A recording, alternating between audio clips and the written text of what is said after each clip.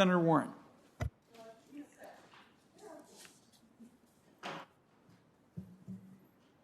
Thank you, Mr. Chairman, and thank you, Chief Magnus, for being here today. It's good to be able to speak with you again. I am very encouraged by your experience in law enforcement and your extensive experience with immigration issues. But I think anyone filling the post of CBP Commissioner is going to have a very challenging job. One recent and very high-profile example of these challenges has been the treatment of Haitian immigrants in Del Rio, Texas. Border Patrol agents who are CBP personnel engaged in cruel and disturbing behavior against these migrants. Inhumane treatment of migrants and asylum seekers is unacceptable in our nation. I know DHS has opened an investigation into these interactions. So here's the commitment I'd like from you. Will you push for transparency in that investigation and for public release of all your findings?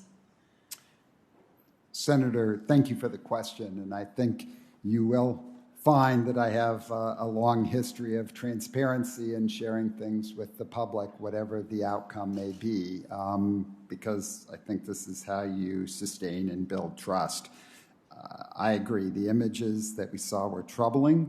I am grateful that the Secretary opened an investigation. I think it's very important that we be fair and allow the investigation to move in whatever direction it does as facts are gathered, so I'm not going to prejudge, but I think we can safely say that examining tactics and training is certainly appropriate and is, after a significant incident, is something that I have a long history of working towards. Well, and I very much appreciate that history. That's why I'm here today.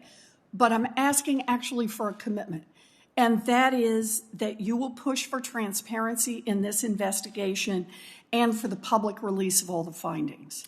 Senator, I certainly commit that I will push Good. for that. That's what I wanted to hear. Now, I know that in response to the negative publicity about what happened at Del Rio, there was a temporary end to the Border Patrol's use of horseback units in the area. But I see this as just a symptom of a broader problem in recent years. Will you make it a top priority to ensure that all CBP personnel treat migrants and asylum seekers with the dignity as human beings that they deserve and with proper respect for all of their legal rights, including the legal right to seek asylum? Senator, thank you for that question. And as I've spoken to, I believe that we have asylum obligations as a nation. And therefore, even as we seek, efficiency and to be as effective as possible in working with individuals who seek asylum, we can never bypass the criticality of treating people humanely. Right. These are fellow human beings, and they have to be treated humanely. Good. I appreciate that, and we will work together on that because I'm going to hold you to that. Thank you, Senator.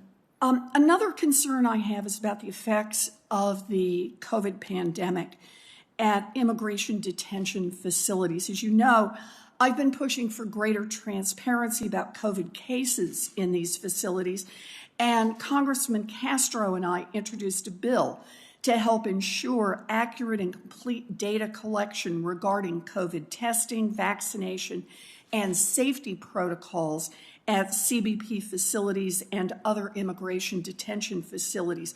Also last month, the DHS Inspector General released a report that found that CBP does not conduct COVID testing for migrants who enter its custody.